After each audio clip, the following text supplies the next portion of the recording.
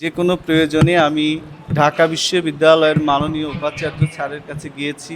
সব সময়েই তিনি একটা ভালো পরামর্শ দেওয়ার, সমাধান করার আমাদের চেষ্টা করেছেন।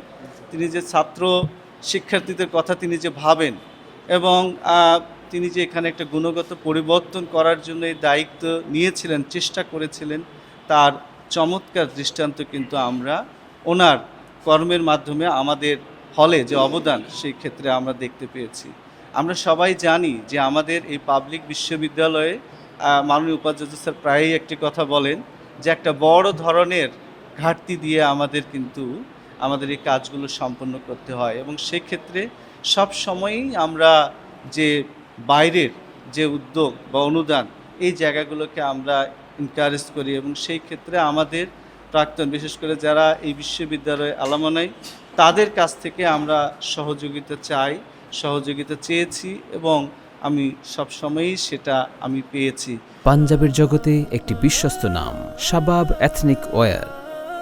সেই ক্ষেত্রে আমি আমার ব্যক্তিগতভাবে এবং হল প্রশাসনের পক্ষ থেকে আমি কৃতজ্ঞতা জানাই, ধন্যবাদ জানাই আমাদের হলের আমাদের সম্মানিত বড় ভাই মিজানুর রহমান ভাই। আমি আরেকটা বিষয় একটু বলে রাখি যে উনি একদিন একটা ওনার স্বপ্নের কথা বলছিল যে আমি একটা লাইব্রেরি করতে চাই। তো হঠাৎ করে যখন আমাদের এই বিষয়টা আসলো আমার কাছে মনে হলো ভাইয়ের সঙ্গে আমি একটু শেয়ার করি। বলা মাত্রই উনি ভীষণ ব্যস্ত মানুষ, তারপরেও কিন্তু উনি বললেন যে আমি আসছি। জাস্ট ২-৩ দিন পরে উনি আসলেন, দেখলেন এবং উনি বললেন ঠিক আছে এটা আমি দেখব। এবং আপনারা জানেন যে জহুরুল হক হলে আমাদের যে মেইন মসজিদ সেখানেও কিন্তু বড় ধরনের একটা সংস্কার হয়েছে।